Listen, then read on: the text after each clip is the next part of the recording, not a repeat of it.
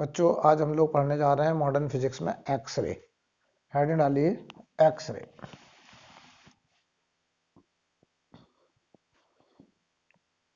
X ray इसमें एक line लिखें, when highly energetic electrons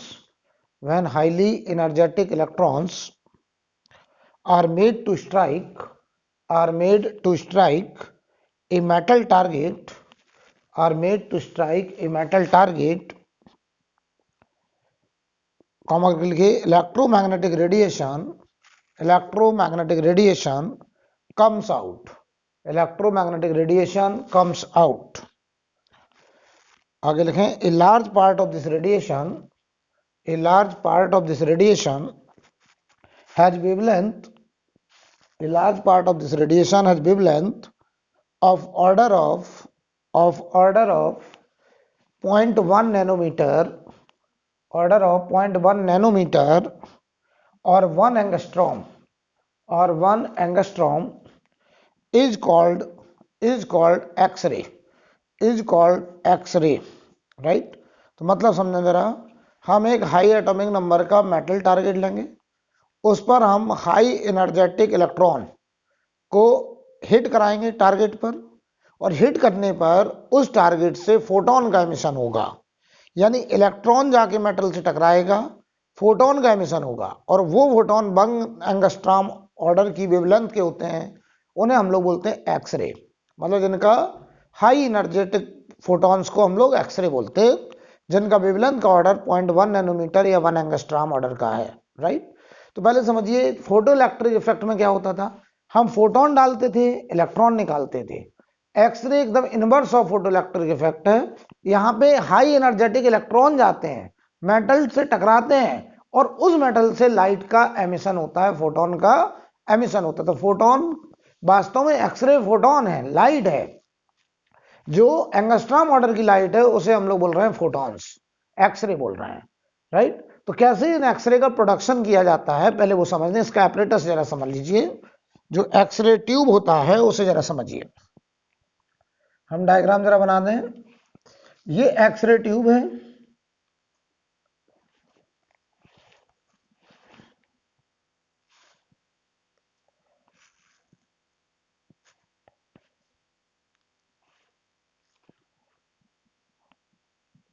x ray tube बनाने जा रहा हूं।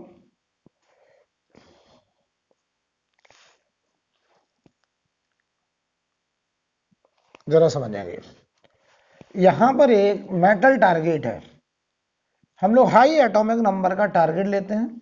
ये एक मेटल टारगेट है, ठीक है, ये मेटल टारगेट है। हाई एटॉमिक नंबर का क्यों लेते हैं, इसका जेड हम लोग हाई रखने की कोशिश करते हैं, ताकि इसके अंदर जो एनर्जी के डिफरेंसेस हों, फर्स्ट सेल सेकंड सेल का डिफरेंस बड़ा हो, सेकंड थर्ड का डिफरेंस भी बड़ा हो। तो जितना ज्यादा एनर्जी डिफरेंस होगा उतना कम वेवलेंथ का फोटोन एमिट होगा। तो हम लोग हाई एटॉमिक नंबर का मेटल टारगेट डिसाइड करते हैं। यहां पर एक फिलामेंट होता है, और इस फिलामेंट को हम एक स्मॉल बैटरी से ऐसे गर्म करते हैं, थर्माइनिक एमिशन बोलेंगे। लो वोल्टेज बैटरी है, ये लो वोल्टेज बैटरी है। इसका काम है इस फिलामेंट को गर्म करना। ये जो वायर फिलामेंट है,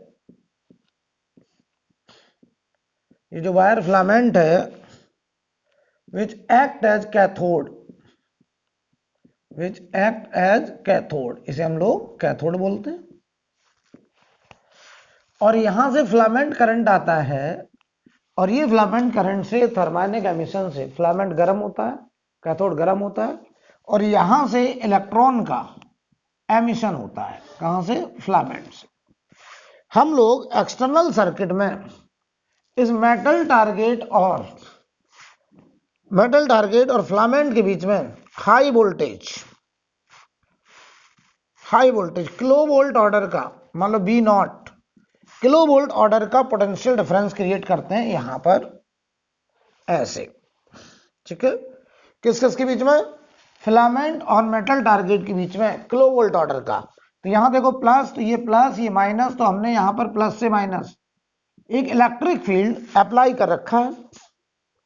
तो ये इलेक्ट्रॉन जैसे जैसे इधर की तरफ जाएंगे तो बताओ इन पर फोर्स इलेक्ट्रिक फील्ड के अपोजिट ये एक्सेलरेट करके जाएंगे, और जब यहां पहुंचते हैं ये इलेक्ट्रॉन तो इनके पास काइनेटिक एनर्जी हो जाती है।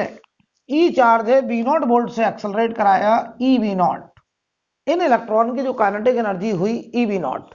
तो ये बी नॉट समझ लीजिए एक्सटर्नल बैटरी है जो किलोवोल्ट ऑर्डर का हाई पोटेंशियल डिफरेंस है। इसका रोल है कि इस फिलामेंट से निकलने वाले इलेक्ट्रॉन को क्या कराना, एक्सेलरेट कराना।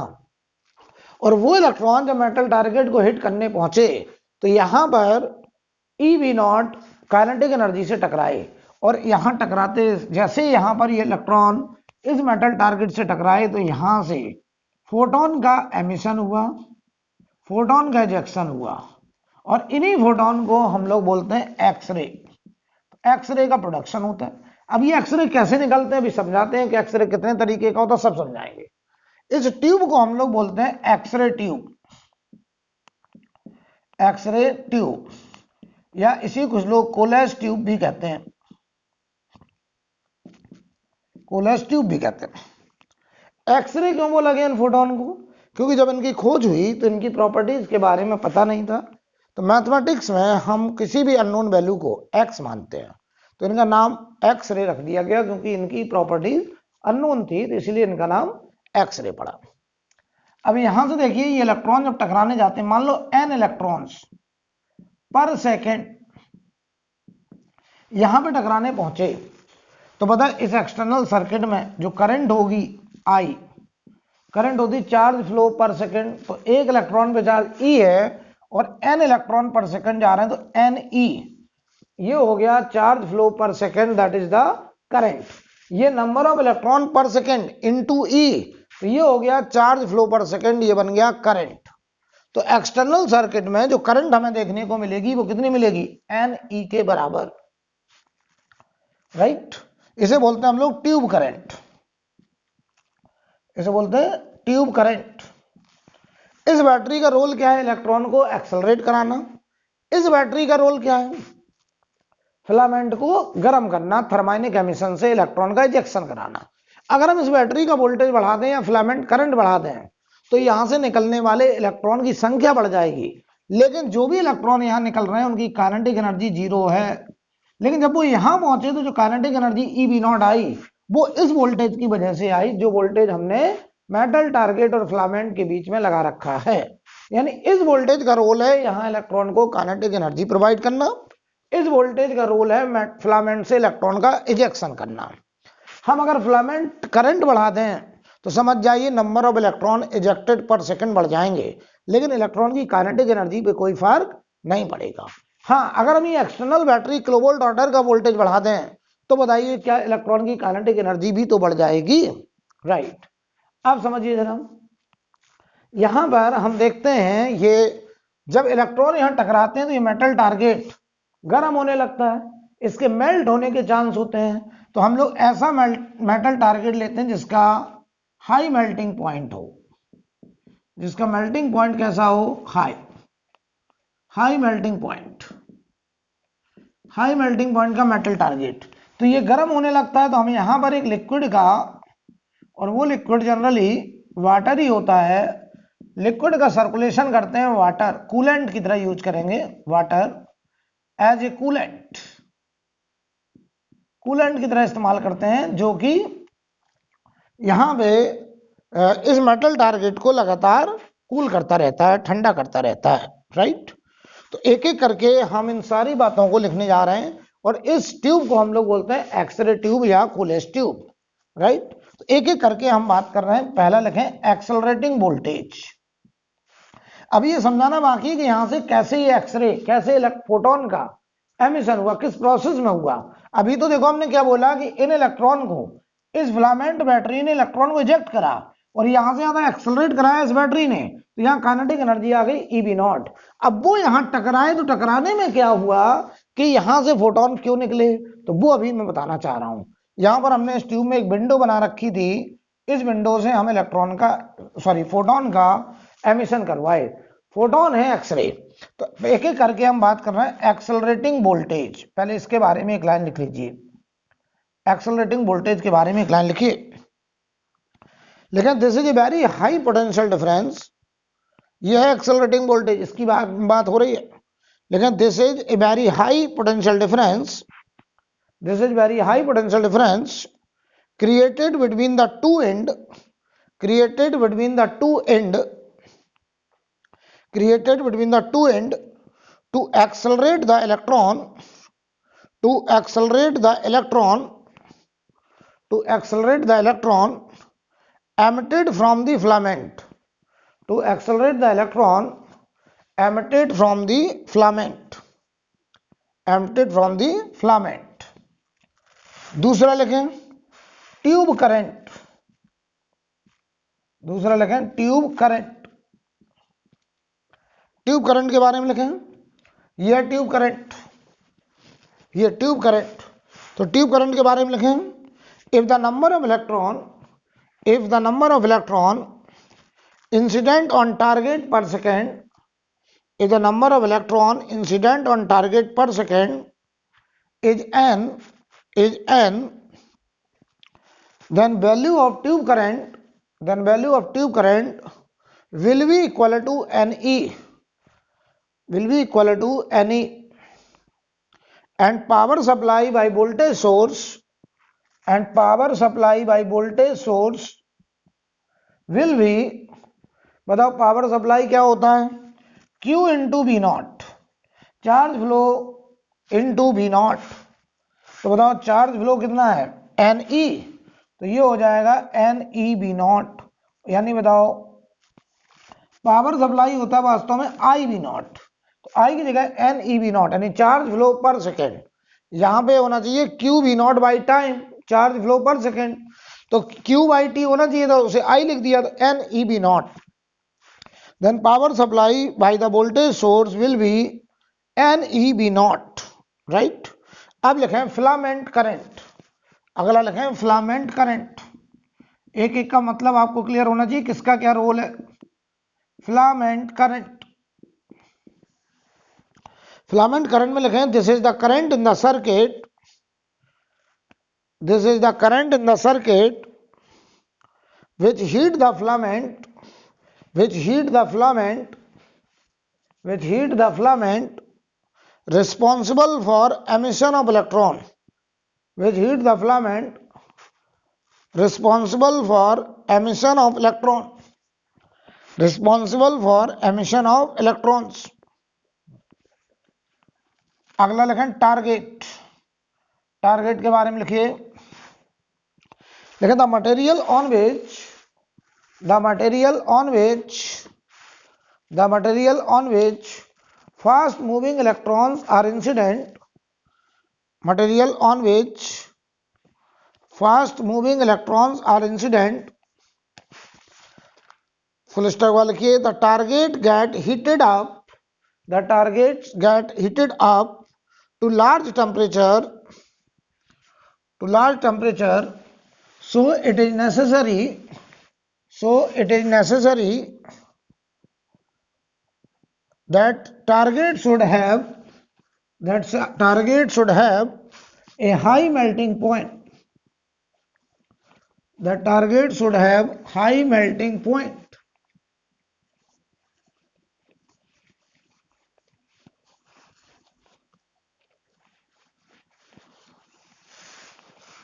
ठीक है,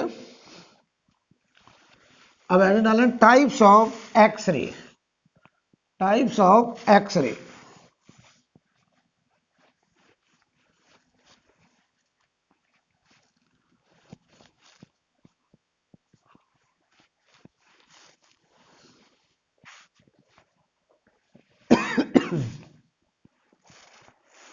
टाइप्स ऑफ एक्सरे, और इसमें लगे continuous and characteristic x ray, continuous and characteristic x ray, continuous and characteristic x ray.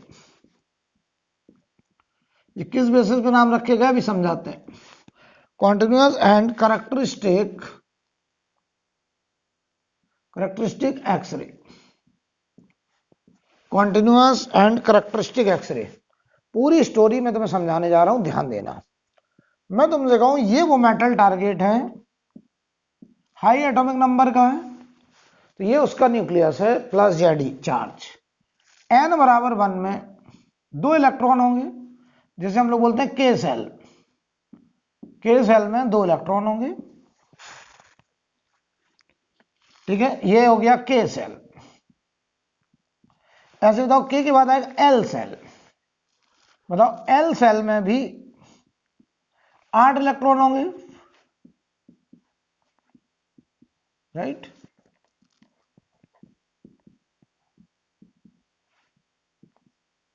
ये हो गया हमारा एल सेल। ऐसे एम सेल होगा, ऐसे एम सेल होगा, n बराबर 3, राइट। इसमें भी इलेक्ट्रॉन्स होंगे। तो हाई एटॉमिक नंबर का है तो 2, 8, 18 ऐसे जो हमारा चार्ज कॉन्फ़िगरेशन होता है, इलेक्ट्रॉन कॉन्फ़िगरेशन होता है, उसके अकॉर्डिंग इलेक्ट्रॉन फिलअप होंगे। अब समझिए, यहां से एक इलेक्ट्रॉन काइनेटिक एनर्जी लेकर के आ रहा है, और वो काइनेटिक एनर्जी है EV0। ये मेटल टारगेट को हिट करने आ रहा है। तो जब ये मेटल टारगेट के अंदर एंटर करता है तो ये इलेक्ट्रॉन्स इसको रिपेल करते हैं। तो ये टारगेट एटम के इलेक्ट्रॉन के साथ इंटरेक्शन करता है, कोलिजन करता है, और उसमें लगातार अपनी एनर्जी को क्या करता है, लॉस। अगर ये इलेक्ट्रॉन इस टारगेट एटम के किसी भी इलेक्ट्रॉन को नॉकआउट नहीं कर पाया और पूरी काइनेटिक एनर्जी इसने रिपल्सन में ही खर्च कर दी, तो हम कहेंगे कि इसने अपनी एनर्जी, इलेक्ट्रॉन ने अपनी kinetic energy continuously electromagnetic radiation photon के फॉर्म में एमिट करी। और ये बताओ एमिट क्यों करी, क्योंकि जैसे जैसे पास आ रहा है ये इलेक्ट्रॉन उसको क्या कर रहे हैं, रिपेल कर रहे हैं। तो बताओ इसने अपनी एनर्जी के ई मैक्स कितनी थी इसके पास, EV0 बराबर SC by lambda minimum photon के फॉर्म में एमिट कर दी। तो मैक्सिमम एनर्जी एमिट कर रहा है, तो यहां से जो लैम्डा आएगा वो मिनिमम आएगा फोटोन का, जिसे बोलते हैं लैम्डा कट ऑफ, और इसे बोलते हैं minimum wavelength of continuous x ray. यानी कॉन्टिन्यूअस एक्सरे का सबसे छोटा वेवलेंथ होता है लैम्डा कट ऑफ, और वो आएगी वैल्यू SC बाई EV0, जहां पे V0 वो किलो वोल्ट ऑर्डर का पोटेंशियल डिफरेंस है, जिससे हमने इलेक्ट्रॉन को एक्सेलरेट कराया था। अगर हम वो किलो वोल्ट ऑर्डर का पोटेंशियल डबल कर दें तो काइनेटिक एनर्जी इलेक्ट्रॉन की डबल हो जाएगी, lambda cut off continuous x ray का आधा हो जाएगा। तो बहुत अच्छे समझ लीजिए, तो जो कट ऑफ वेवलेंथ है वो किस एक्सरे का है, कॉन्टिन्यूअस एक्सरे का, क्योंकि ये लगातार कॉन्टिन्यूअसली अपनी एनर्जी को फोटोन के फॉर्म में एमिट कर रहा है।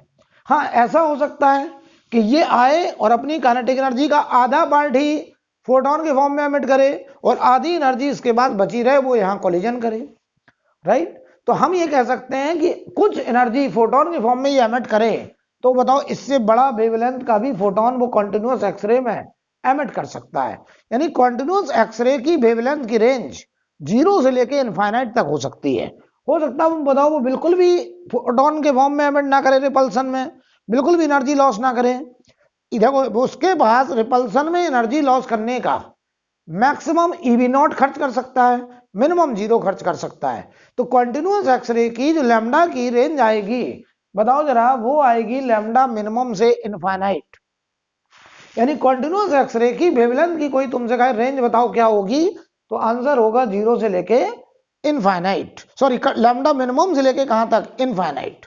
मिनिमम वेवलेंथ कौन सा है कॉन्टिन्यूअस एक्सरे का, वो सबसे छोटा वेवलेंथ जब वो इलेक्ट्रॉन अपनी पूरी काइनेटिक एनर्जी रिपल्सन में फोटोन के फॉर्म में एमिट कर देता है। लेकिन अगर वो पूरी एनर्जी का कुछ शेयर करे तब भी बताओ कॉन्टिन्यूअस एक्सरे एमिट होगा, लेकिन उस कॉन्टिन्यूअस एक्सरे का जो वेवलेंथ होगा वो मिनिमम से बड़ा होगा, और वो कहां तक जा सकता है, इनफाइनाइट तक जा सकता है। क्लियर, अब समझो जरा, ये हो गया।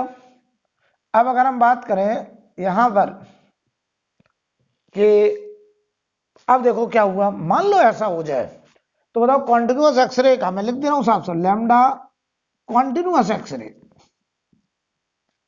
कॉन्टिन्यूस एक्सरे का लैम्डा की जो रेंज होगी वो कहां से कहां तक होगी, सॉरी लैम्डा मिनिमम से, लैम्डा मिनिमम कट ऑफ है कहां तक, इनफाइनाइट। और ये बताओ S C by E B naught से लेकर के लैम्डा कॉन्टिन्यूस का जो वेवलेंथ की रेंज होगी वो S C by E B naught से लेकर कहां तक, इनफाइनाइट तक, ये होगा, राइट। और ये कॉन्टिन्यूस स्पेक्ट्रा है, राइट।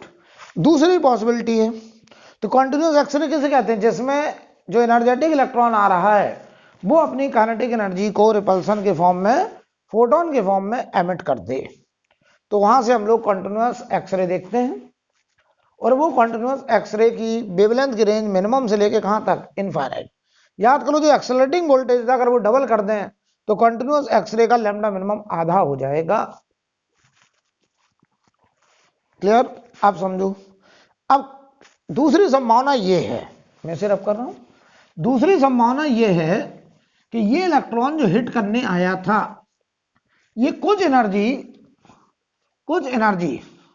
फोटोन के फॉर्म में कॉन्टिन्यूस एक्सरे के फॉर्म में एमिट करे, और कुछ एनर्जी इसके पास बचे और ये किसी इलेक्ट्रॉन के साथ कोलिजन कर जाए, इलेक्ट्रॉन के साथ कोलिजन कर जाए।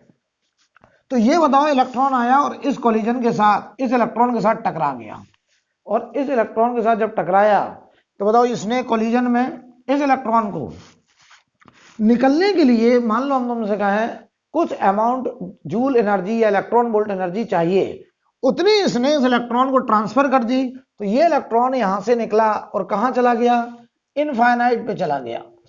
और ये जो इलेक्ट्रॉन आया था उसकी भी एनर्जी जीरो हो गई, तो वो भी कहां चला गया, इनफाइनाइट चला गया।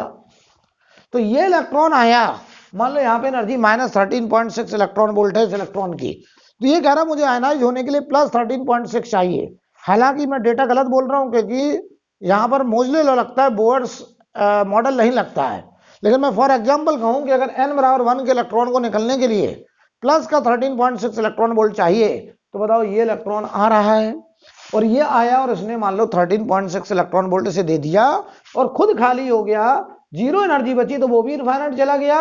और ये बताओ -13.6 रख रहा था, +13.6 मिला, तो ये भी आयनाइज हो गया, इनफाइनाइट चला गया। अब यहां क्रिएट हो गई वैकेंसी, खाली जगह हो गई। तो अगर जो इलेक्ट्रॉन आया हाई एनर्जेटिक इलेक्ट्रॉन, उसने के सेल में वैकेंसी क्रिएट करी, किसमें, के सेल में। अब इस इलेक्ट्रॉन को भरने के लिए बगल वाला इलेक्ट्रॉन अगर जंप करता है, तो बताओ जब ये इलेक्ट्रॉन 2 से 1 में जंप करेगा तो क्या बताओ इनके एनर्जी के डिफरेंस के बराबर एनर्जी का फोटोन एमिट होगा, और वो फोटोन को हम लोग नाम देंगे करैक्टरिस्टिक एक्सरे। क्यों नाम देंगे करैक्टरिस्टिक, क्योंकि ये करैक्टरिस्टिक है, प्रॉपर्टी है किसकी, इस मेटल टारगेट की, कि उसके अंदर 2 से 1 का क्या एनर्जी का डिफरेंस है, और ये डिपेंड करेगा उसके एटॉमिक नंबर वगैरह पे। तो 2 से 1 का एनर्जी का डिफरेंस हर मेटल टारगेट में अलग अलग होगा, एटॉमिक नंबर पे डिपेंड करेगा। तो हम कहेंगे कि बताओ अगर ये इलेक्ट्रॉन 2 से 1 जंप किया तो हम कहेंगे ये करैक्टरिस्टिक एक्सरे है, क्योंकि इस फोटोन की एनर्जी, इस फोटोन की वेवलेंथ इस बात से डिसाइड होगी कि 2 से 1 का एनर्जी का डिफरेंस उस मेटल टारगेट के अंदर क्या रहा होगा। तो आप हमको एक बात बता दीजिए, अगर बताओ वैकेंसी के सेल में क्रिएट हुई, किसमें, के सेल, अगर उसको भरने के लिए 2 से 1 का जंप हुआ, किसका, 2 से 1, तो बताओ एकदम बगल वाला, तो उसका नाम रख दिया के अल्फा एक्सरे। और ये जो के अल्फा एक्सरे हम बोल रहे हैं किस एक्सरे के अंदर आ रहा है, करैक्टरिस्टिक एक्सरे। अगर मैं तुमसे कहूं के सेल में वैकेंसी क्रिएट हुई, तो देखो जरा ये 2 से 1 का ट्रांजिशन है, तो अगर हम के अल्फा एक्सरे की वेवलेंथ निकालें तो देखो भाई E2 माइनस E1 बराबर SC बाई लैम्डा ऑफ के अल्फा। तो यहां से बताओ वेवलेंथ ऑफ के अल्फा एक्सरे आ जाएगा। अगर मैं लिखूं के बीटा एक्सरे, तो के बीटा का नाम समझो, मतलब क्या है कि वैकेंसी के सेल में है, उसे भरने के लिए बताओ पड़ोसी के पड़ोसी आया, यानी बताओ के में है, पड़ोसी था L 2 से 1, अब बताओ बगल के बगल वाला 3 से 1 का ट्रांजिशन, तो उसका नाम रख देंगे के बीटा। के का मतलब है वैकेंसी 1 में है और बीटा का मतलब है बगल के बगल वाला उसको फिल करने आया। तो बताओ ये ट्रांजिशन हमारा 3 से 1 का ट्रांजिशन होगा। तो हम लिखेंगे E3 माइनस E1 जो डिफरेंस होगा वो फोटोन के फॉर्म में Sc बाई लैम्डा के बीटा के फॉर्म में एमिट होगा। ऐसे बताओ अगर मैं के गामा लिख रहा हूं तो E4 माइनस E1 बताओ ये होगा Sc बाई लैम्डा के गामा। तो बताओ इनमें सबसे बड़ा एनर्जी डिफरेंस कौन है? ये। तो सबसे छोटा वेवलेंथ किसका होगा? लैम्डा के गामा। तो बताओ इन तीनों में लैम्डा के अल्फा सबसे बड़ा होगा, उसके बाद लैम्डा के बीटा, उसके बाद लैम्डा के गामा होगा। क्यों होगा लैम्डा के अल्फा सबसे बड़ा? क्लियर है, क्योंकि ये एनर्जी का गैप सबसे छोटा है। 3 से 1 का गैप और बड़ा है, 4 से 1 का गैप और बड़ा है। आई थिंक क्लियर। तो इन्हें हम लोग बोलते हैं करैक्टरिस्टिक एक्सरे। जरा एक बात जवाब दीजिए, इन्हें करैक्टरिस्टिक क्यों बोल रहे हैं? क्योंकि ये प्रॉपर्टी मेटल टारगेट की कि उसके अंदर 2 से 1 का क्या डिफरेंस है, 3 से 1 का क्या डिफरेंस है, 4 से 1 का क्या एनर्जी का डिफरेंस है। मैं तुमसे कहूं जो एक्सेलरेटिंग वोल्टेज था मैं उसे डबल कर दूं, बताओ के अल्फा वेवलेंथ पर क्या फर्क पड़ेगा? आपका जवाब होगा कोई फर्क नहीं पड़ेगा, क्योंकि के अल्फा एक्सरे की वेवलेंथ इस बात से डिसाइड होती है कि 2 से 1 का क्या डिफरेंस है, और 2 से 1 का डिफरेंस मेटल टारगेट डिसाइड करेगा कि क्या उसका जेड है, एटॉमिक नंबर क्या है। जो इलेक्ट्रॉन टकराने आ रहा है उसकी काइनेटिक एनर्जी उस मेटल टारगेट के अंदर 2 से 1 के डिफरेंस को डिसाइड नहीं करेगा। हाँ, उस इलेक्ट्रॉन की काइनेटिक एनर्जी कॉन्टिन्यूअस एक्सरे का लैम्डा कट ऑफ डिसाइड करेगा, लेकिन करैक्टरिस्टिक एक्सरे की वेवलेंथ वो एक्सेलरेटिंग इलेक्ट्रॉन डिसाइड नहीं करता है। Accelerating electron lambda cut of decide करता है, लेकिन बताओ करैक्टरिस्टिक एक्सरे की जो वेवलेंथ होती है वो मेटल टारगेट डिसाइड करता है उसके अंदर कौन सा एटॉमिक ट्रांजिशन हुआ है, 2 से 1 का ट्रांजिशन है कि 3 से 1 का ट्रांजिशन है कि 4 से 1 का ट्रांजिशन है, इस बात से डिसाइड होता है करैक्टरिस्टिक एक्सरे का वेवलेंथ। राइट। अब सुनिए जरा, अगर हम तुमसे कहें के सेल में वैकेंसी है, ऐसे बहुत एटम है, हमने मान लो 1 मोल ले लिया है, तो अगर बहुत सारे एटम है तो सब में मान लो के सेल में वैकेंसी है। ध्यान दीजिएगा जरा, इस के सेल में कोई बताओ 2 से 1 जंप कर रहा है, कोई 3 से 1 जंप कर रहा है, तो बताओ ज्यादा एटम में कौन सा जंप हुआ होगा? तो बताओ अगर 1 में वैकेंसी है तो बगल वाला जल्दी भरेगा, तो ज्यादा नंबर ऑफ एटम में ऐसा होगा कि 2 से 1 उस ट्रांजिशन को भरा गया होगा। 3 से 1 भी कुछ एटम में हुआ होगा, 4 से 1 भी कुछ में हुआ होगा, लेकिन ज्यादा नंबर ऑफ एटम में जो ट्रांजिशन प्रेफर हुआ होगा वो 2 से 1। तो किस एक्सरे की इंटेंसिटी ज्यादा होगी, के अल्फा की कि के बीटा की, के गामा की? इंटेंसिटी होती है एनर्जी एमिटेड पर सेकंड पर यूनिट एरिया। तो बताओ सबसे ज्यादा एनर्जी कौन से एक्सरे का निकला होगा? तो आपका जवाब होगा के अल्फा एक्सरे का। क्यों? क्योंकि के अल्फा एक्सरे सबसे ज्यादा नंबर ऑफ एटम में प्रेफर किया गया होगा, क्योंकि अगर वैकेंसी n बराबर 1 में है तो ज्यादा नंबर ऑफ एटम ऐसे होंगे जिसमें 2 से 1 के ट्रांजिशन हुए होंगे, कुछ में 3 से 1 भी हुआ होगा, कुछ में 4 से 1 हुआ होगा, लेकिन ज्यादा नंबर ऑफ एटम में कौन सा ट्रांजिशन हुआ होगा बेटा? 2 से 1। राइट। तो इंटेंसिटी ऑफ, ये इंटेंसिटी लिख रहा हूं, इंटेंसिटी ऑफ के alpha greater than intensity of के बीटा, इंटेंसिटी ऑफ के गामा।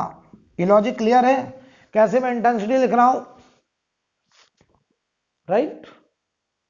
क्योंकि इंटेंसिटी का मतलब एनर्जी पर सेकंड पर यूनिट एरिया। तो बताओ अगर के सेल में वैकेंसी है, n बराबर 1 में वैकेंसी है, तो उसे भरने के चांस सबसे ज्यादा 2 से 1 के हैं। तो अगर n मोल एटम है, मान लो हम तुमसे कहते हैं 1 मोल है, तो लो n एटम है, तो n एटम में ज्यादा नंबर ऑफ एटम ऐसे होंगे जिनमें 2 से 1 उस वैकेंसी को भरा गया होगा। राइट। आप खुद सोचो, आपका घर खाली है तो उस पर कब्जा पहले कौन करेगा? बगल वाला, फिर बगल के बगल वाले का नंबर आता है, फिर और दूर वाले का नंबर आता है, जो एकदम बगल में होगा वो पहले उस वैकेंसी को भर देगा। राइट। अगर हम बात करें यहां ग्राफ, एक बड़ा ही इंपॉर्टेंट ग्राफ है, ये एकदम क्लियर है। अच्छा, मैं एल अल्फा एक्सरे लिखूं, देखो एल अल्फा एक्सरे, ये भी करैक्टरिस्टिक एक्सरे एल अल्फा, तुम खुद नाम से समझो। एल का मतलब वैकेंसी 2 में हुई है, यानी जो इलेक्ट्रॉन आया उसने n बराबर 2 के इलेक्ट्रॉन को नॉकआउट कर दिया, यानी बताओ वैकेंसी है n बराबर 2 में और भर नहीं आया बिल्कुल बगल वाला, तो हम लिखेंगे E3 माइनस E2 बराबर होगा Sc by lambda L alpha x ray. L beta बताओ क्या होगा? L beta x ray, L beta x ray होगा वैकेंसी n बराबर 2 में क्रिएट हुई है, भरने आया बगल के बगल वाला, यानी 4 से 2 का जो ट्रांजिशन होगा, तो हम यहां लिखेंगे E4 माइनस E2 और ये लिखा जाएगा SC by lambda L beta. Clear है?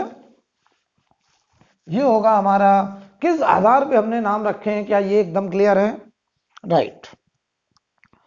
अब यहां पर एक बहुत ही इंपॉर्टेंट ग्राफ होता है, intensity versus wavelength. Intensity versus wavelength, हटा दें इसको।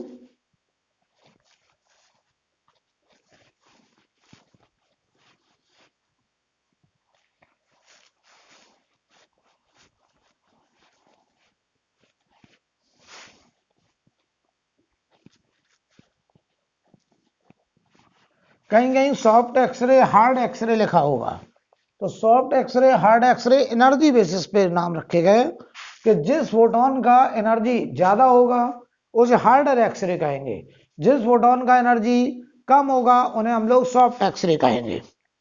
ये जो ग्राफ है इसे जरा समझ लीजिए। यहां पे दिखाते हैं हम इंटेंसिटी और इधर दिखाते हैं लैम्डा। ये एक्सरे का हम आपको स्पेक्ट्रम समझ लीजिए। हम इसमें कॉन्टिन्यूस एक्सरे, कैरेक्टरिस्टिक एक्सरे दोनों दिखाना चाहते हैं। तो बताओ कॉन्टिन्यूस एक्सरे की सबसे छोटी वेवलेंथ ये होगी लैम्डा मिनिमम, और ये लैम्डा मिनिमम होगा SC by EB not, SC by EB not. ठीक, यहां से ये पैटर्न ऐसे आता है, ये कॉन्टिन्यूस एक्सरे की लाइन है। अचानक से हमको कुछ स्पाइक्स ऐसे मिलते हैं, ये स्पाइक्स कैरेक्टरिस्टिक एक्सरे के हैं और ये इनफाइनाइट तक कॉन्टिन्यूस एक्सरे जाता है। इन स्पाइक्स में ये वाला जो स्पाइक्स है ये लैम्डा के गामा, ये वाला स्पाइक्स लैम्डा के बीटा और ये स्पाइक्स है लैम्डा के अल्फा। तो इन तीनों में देखो सबसे ज्यादा वेवलेंथ लैम्डा के अल्फा का है। राइट, इंटेंसिटी भी देखिए सबसे ज्यादा किसका है, के अल्फा का। इंटेंसिटी भी के अल्फा का सबसे ज्यादा है और ये इंटेंसिटी देखो के गामा का सबसे कम है और ये इंटेंसिटी बताओ के बीटा का है। ये इंटेंसिटी, राइट, नोट कर लीजिए। ये बताओ लैम्डा कट ऑफ कौन डिसाइड कर रहा है, बी नॉट, एक्सेलरेटिंग वोल्टेज। लेकिन बताओ ये लैम्डा के गामा, लैम्डा के बीटा, लैम्डा के अल्फा ये डिसाइड करेगा उस एटम के अंदर ट्रांजिशन कि 2 से 1 का क्या एनर्जी का डिफरेंस है, 3 से 1 का क्या डिफरेंस है, 4 से 1 का क्या डिफरेंस है। राइट,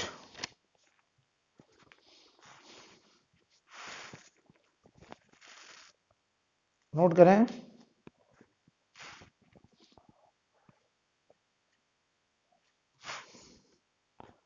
हटा दें।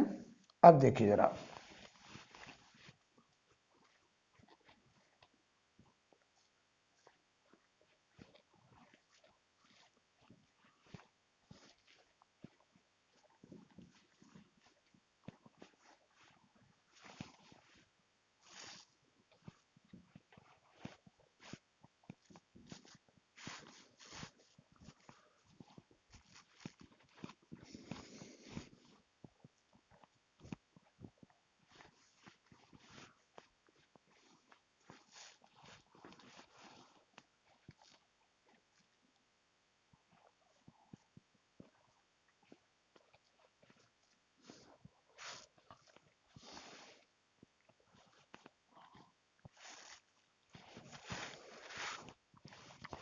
अब लिखेंगे मोजले लॉ।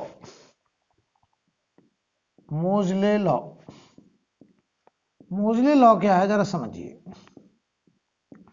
अब हम लोग हाई एटॉमिक नंबर के लिए बात कर रहे हैं। ये प्लस या डी न्यूक्लियस, यहाँ n बराबर 1 में 2 इलेक्ट्रॉन थे, एक वैकेंट है, वैकेंसी है, और इसे भरने के लिए मान लो n बराबर 2 से कोई इलेक्ट्रॉन आ रहा है। ठीक है, ये मान लो यहां भरने आ रहा है, तो 2 से 1 का जो डिफरेंस होगा वही डिसाइड करेगा हमारा लैम्डा के अल्फा। तो देखो हम क्या लिखेंगे, याद करो बोर्स मॉडल में 1 अपॉन लैम्डा, यहां मैं लिखने जा रहा हूं के अल्फा, ध्यान दीजिएगा 1 बाई लैम्डा, या के अल्फा छोड़ के केवल 1 बाई लैम्डा। याद करो वहां लिखते थे हम लोग आर जेड स्क्वायर, तो यहां लगते हैं जेड माइनस बी का square, R Z minus B का स्क्वायर, और इधर लिखा जाता है 1/n1 square minus 1/n2 square. जहां पर जो बी है वो मोजले कांस्टेंट होते हैं, और इसे हम लोग स्क्रीनिंग कांस्टेंट भी कहते हैं। क्या कहते हैं? Screening constant. और ये मोजले कांस्टेंट है, मोजले कांस्टेंट अभी समझाते हैं सब। ये स्क्रीनिंग कांस्टेंट है। जरा इसको गौर से देखिए, अगर हम इसमें सी से मल्टीप्लाई कर दें तो सी बाई लेमडा, तो ये आर सी। अच्छा याद करो, हाइड्रोजन लाइक एटम में जिनमें एक ही इलेक्ट्रॉन होता था ये, और यहां पे वैकेंसी हो जाती थी और ये इलेक्ट्रॉन होता ही नहीं था, तो बताओ जब यहां से इलेक्ट्रॉन यहां जंप करता था तो इफेक्टिव न्यूक्लियर चार्ज जेड ई होता था। कितना? जेड ई। अच्छा, लेकिन अगर यहाँ हाई एटॉमिक नंबर का एटम है तो n बराबर 1 में भी एक इलेक्ट्रॉन है और एक तो वैकेंसी हो गई, तो जब ये यहां जंप करने आएगा तो इफेक्टिव न्यूक्लियर चार्ज जब 3 से 1 ट्रांजिशन होगा तो इफेक्टिव न्यूक्लियर चार्ज देखिए क्या होगा। फॉर 2 से 1 ट्रांजिशन, 2 से 1 का जब ट्रांजिशन होगा, फॉर 2 से 1 ट्रांजिशन, ध्यान से देखिएगा, इफेक्टिव न्यूक्लियर चार्ज अगर हम यहां गॉसियन सरफेस ड्रॉ करें ऐसे, तो ये इलेक्ट्रॉन जब यहां आएगा तो ये जेड अट्रैक्ट करेगा और एक रिपेल करेगा, तो जो जेड इफेक्टिव होगा वो जेड माइनस 1 ई होगा।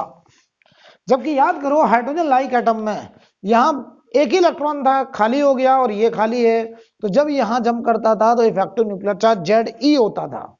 तो यहां देखो जो 1 आया है यही वो स्क्रीनिंग कांस्टेंट है, तो बी की वैल्यू 1 होती है। v बराबर 1 किसके लिए? 2 से 1 ट्रांजिशन के लिए। 2 से 1 का मतलब हुआ के अल्फा एक्स रे के लिए। तो मोजले ने के अल्फा एक्स रे के लिए जो बी स्क्रीनिंग कांस्टेंट है उसकी वैल्यू 1 बताई। बी की वैल्यू कितनी बताई? 1। किसके लिए? 2 से 1 ट्रांजिशन के लिए मोजले का जो स्क्रीनिंग कांस्टेंट था बी वो 1 हो गया। 1 कैसे आया? क्लियर है, क्योंकि एक इलेक्ट्रॉन ऑलरेडी है और जब ये इलेक्ट्रॉन यहां पे जंप कर रहा है तो जेड उसे अट्रैक्ट कर रहा है, एक उसे रिपेल कर रहा है, तो नेट अट्रैक्शन जेड माइनस 1 का है, तो जो बी स्क्रीनिंग कांस्टेंट है दैट इज जेड माइनस 1, तो बी हो गया 1। लेकिन अगर हाइड्रोजन लाइक एटम होता, एक ही इलेक्ट्रॉन होता था और वो भी वैकेंसी, तब जो यहां आता था तो इफेक्टिव न्यूक्लियर चार्ज जेड ही होता था। अब देखिए हमने यहां सी से मल्टीप्लाई किया तो ये आर सी देखिए जरा 1/n1 स्क्वायर माइनस 1/n2 का स्क्वायर, और ये बन गया जेड माइनस बी का स्क्वायर।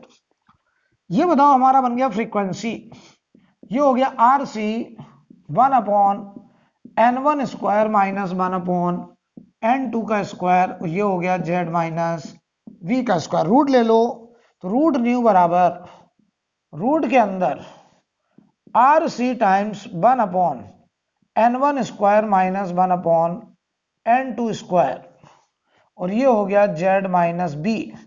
तो ये देखो रूट न्यू बराबर ये हो गया A times Z minus B. तो मोजले ने जब root nu versus Z graph plot किया तो वो ग्राफ हाइड्रोजन लाइक एटम के लिए तो ओरिजिन से पास करता था, लेकिन हाई एटॉमिक नंबर के लिए वो स्ट्रेट लाइन यहां से पास किया, और ये हमारा स्क्रीनिंग कांस्टेंट है बी। कुछ ऐसा ग्राफ आया। ए और बी मोजले कांस्टेंट होते हैं जहां पर ए की वैल्यू है रूट के अंदर R C 1/n1 square minus 1/n2 square, और बी की वैल्यू बताओ, ये बी की वैल्यू 1 है किसके लिए? के अल्फा के लिए। तो मोजले ने जो बी बताया 1 वो केवल किसके लिए बताया? के अल्फा एक्सरे के लिए। और हम यहां बोल सकते हैं कि बोथ ए एंड बी मोजले constant depends on type of transition पे डिपेंड करता है कि वो ट्रांजिशन 2 से 1 हुआ कि 3 से 1 हुआ कि 4 से 1 हुआ। इस बात से डिसाइड होगा ए और बी का वैल्यू। नोट करिए, नोट कर लीजिए।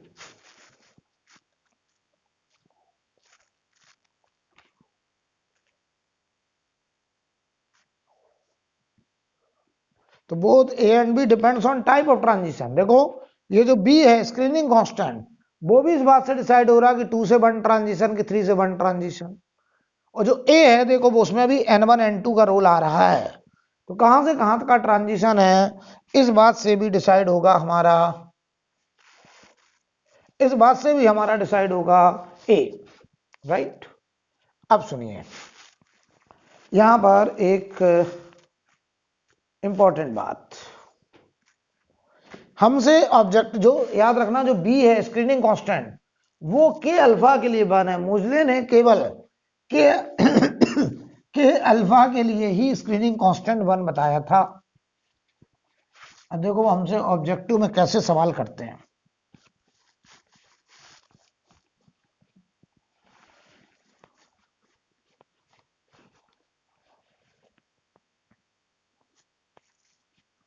बताइए कॉन्टिन्यूअस एक्सरे का, कॉन्टिन्यूअस एक्सरे का जो सबसे शॉर्ट वेवलेंथ था जिसे हम लोग बोलते थे लैम्डा कट ऑफ या लैम्डा मिनिमम, वो एक्सेलरेटिंग इलेक्ट्रॉन की काइनेटिक एनर्जी से डिसाइड होता था, वो एक्सेलरेटिंग वोल्टेज से डिसाइड होता था कि हमने उस इलेक्ट्रॉन को कितने वोल्ट से एक्सेलरेट कराया, राइट।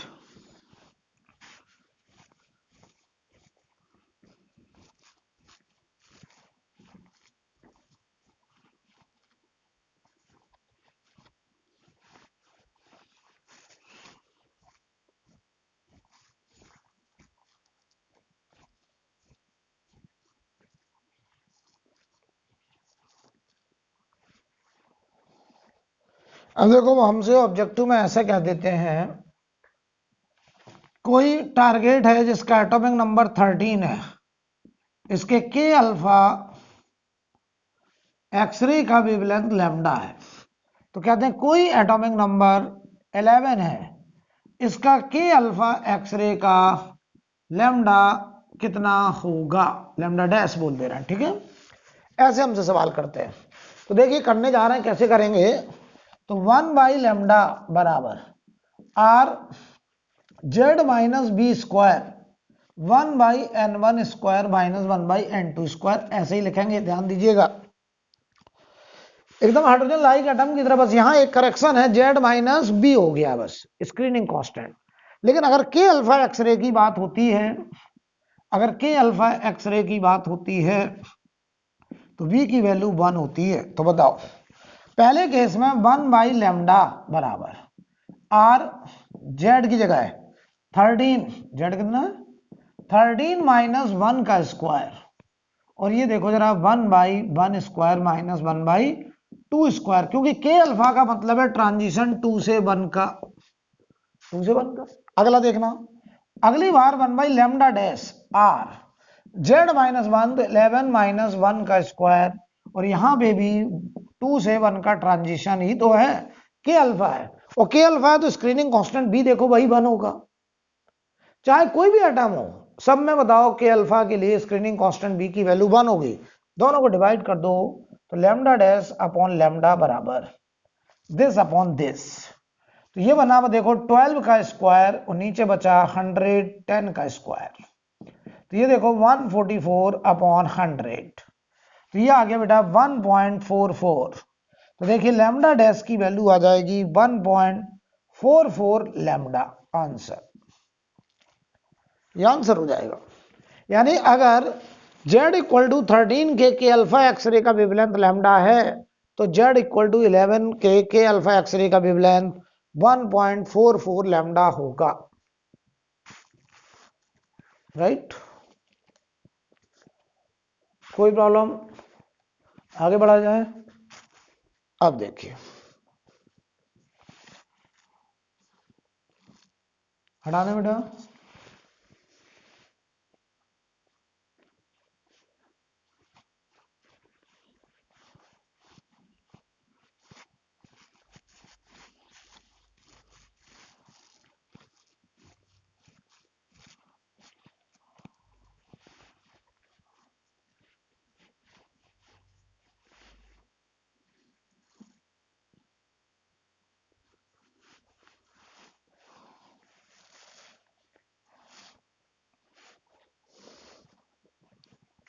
ध्यान दीजिए, अगर हम आपसे कहें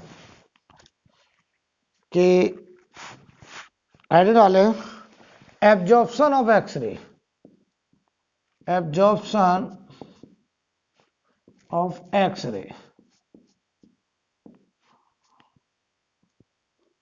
एब्जॉर्प्शन ऑफ एक्सरे, हम लोग एक्सरे का एब्जॉर्प्शन पढ़ने जा रहे हैं। ध्यान दीजिए, हमारे पास ये मान लो कोई मेटल का शीट है और इसका थिकनेस मान लो x है, तो इस x को मैं डिफाइन कर दे रहा हूं thickness of aluminium foil, thickness of aluminium foil. ठीक है, यहां से जब एक्सरे आता है और उसकी इंटेंसिटी I0 है, ये इंटेंसिटी है, तो इस एल्यूमिनियम फॉयल से जब ये एक्सरे पास करते हैं, एक्सरे बेसिकली फोटोन है, तो जब ये फोटोन इस एल्यूमिनियम फॉयल से पास करते हैं तो कुछ फोटोन एब्जॉर्ब हो जाते हैं, कुछ फोटोन एब्जॉर्ब, तो कुछ फोटोन जब एब्जॉर्ब हुए तो जब बाहर निकले तो उसकी इंटेंसिटी I पाई गई। तो बताइए, जब फोटोन बाहर आए तो उसकी इंटेंसिटी कितनी पाई गई? I। ठीक है, अब समझिए जरा तो जो I होता है वो I बराबर I0 e power minus mu x होता है। I equal to I0 e power minus mu x. एक एक बात का मतलब समझ लो। I0 is equal to intensity initial या intensity of incident X-ray, intensity of incident X-ray, ये हो गया I0। I हो गया इंटेंसिटी ऑफ, ये हो गया intensity of emergent x-ray, intensity of emergent x-ray, और जो म्यू है वो हो गया एब्जॉर्प्शन कोफिशिएंट, म्यू हो गया एब्जॉर्प्शन कोफिशिएंट, म्यू हो गया एब्जॉर्प्शन कोफिशिएंट। अब सुनिए ध्यान से, सवाल हमसे ऑब्जेक्टिव में कैसे करेंगे इसका लॉजिक समझिए यार। ये तो एकदम वैसा लग रहा है जैसे एक्सपोनेंशियल डिके हो, e power minus mu x, exponential decay. याद करो रेडियो एक्टिव डिके जैसा ही तो है, वहां एन बराबर N naught E power minus lambda T होता था, वहां टाइम था, यहाँ थिकनेस है, वहां नंबर ऑफ न्यूक्लियाई थे, यहाँ इंटेंसिटी है। इसका मतलब ये हुआ कि याद करो रेडियो एक्टिविटी में मैंने पढ़ा था, रेडियो एक्टिविटी में हर इक्वल टाइम में इक्वल फ्रैक्शन डिके होता है। मतलब n से n0/3 होने में अगर 1 घंटा, तो n0/3 का फिर 1/3 यानी n0/9 होने में फिर 1 घंटा।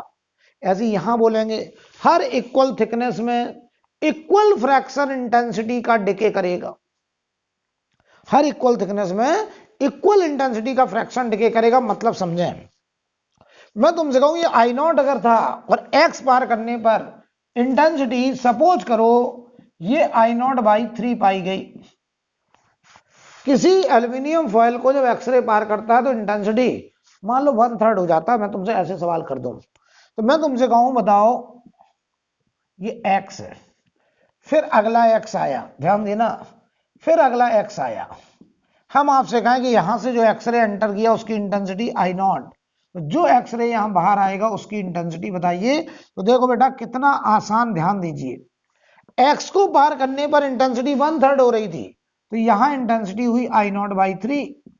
फिर अगला x पार करने पर इंटेंसिटी I0/3 का 1/3 I0/9, और फिर अगला x पार करने पर इंटेंसिटी होगी I0/9 का 1/3 I0/27।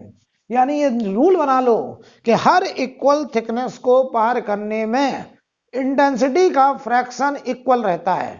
यानी अगर I0 से I0/3 हुआ x में, तो अगले x में फिर 1/3 हो जाएगा, फिर जो बचेगा उसका 1/3 अगले x को पार करने में हो जाएगा। This is similar as radioactive decay, वहां पे नंबर ऑफ न्यूक्लियाई टाइम के साथ डिके होते थे, यहां एक्सरे की इंटेंसिटी उस फॉयल की थिकनेस के साथ डिके कर रही है। तो अगर हम यहाँ ग्राफ बनाना चाहें, अगर यहाँ इंटेंसिटी और यहाँ थिकनेस, तो ये ग्राफ देखो एकदम एक्सपोनेंशियली डिके करेगा ऐसे। राइट। हम आपसे सवाल कर लें, किसी एक्सरे का इंटेंसिटी आई नॉट से आई नॉट बाई 4 होने में, आई नॉट से आई नॉट बाई 4 होने में हमको 2 mm थिकनेस का फॉइल चाहिए, ठीक है। तो बताओ अगले 2 mm के बाद कितना हो जाएगा? तो बताओ आई नॉट से आई नॉट बाई 4 अगर 2 mm में हुआ तो अगले 2 mm में आई नॉट बाई 4 का फिर 1/4 यानी आई नॉट बाई 16 इंटेंसिटी हो जाएगा। यानी हर इक्वल थिकनेस में इक्वल फ्रैक्शन डिके करता चला जाएगा। आई थिंक क्लियर, राइट। तो ये बेटा एक्सरे का टॉपिक था।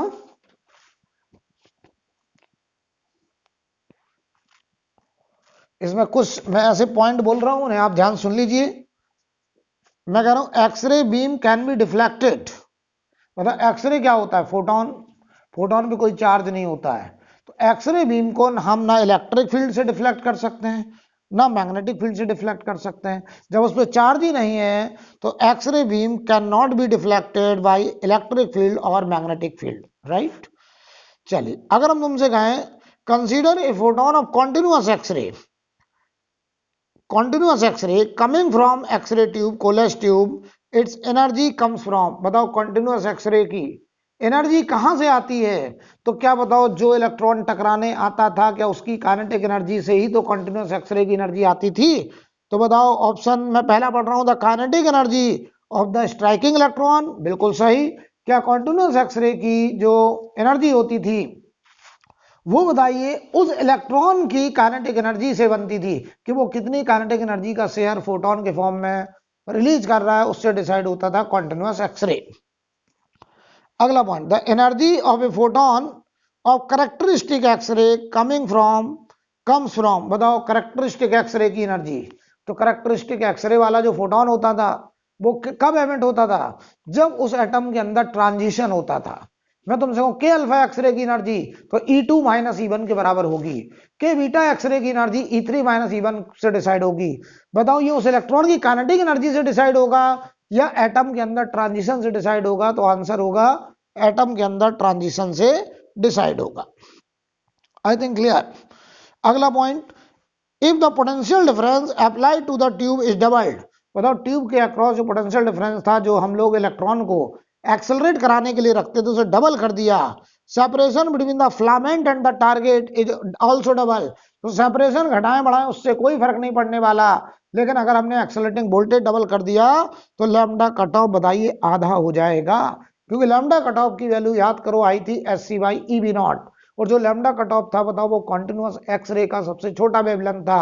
इससे छोटे वेवलेंथ का कॉन्टिन्यूअस एक्सरे पॉसिबल नहीं है। बोलो भाई, कह रहे if the current in the circuit for heating the filament is increase, बताओ फिलामेंट को गर्म करने वाला अगर करंट बढ़ा दें तो बताओ जरा, पूछ रहे हैं कट ऑफ वेवलेंथ पे क्या फर्क पड़ेगा? तो याद करो कट ऑफ वेवलेंथ तो SC बाई EB नॉट था, वो तो उस बात से डिसाइड होता था कि एक्सेलरेटिंग वोल्टेज क्या है, इस बात से डिसाइड होता था लैम्डा कट ऑफ।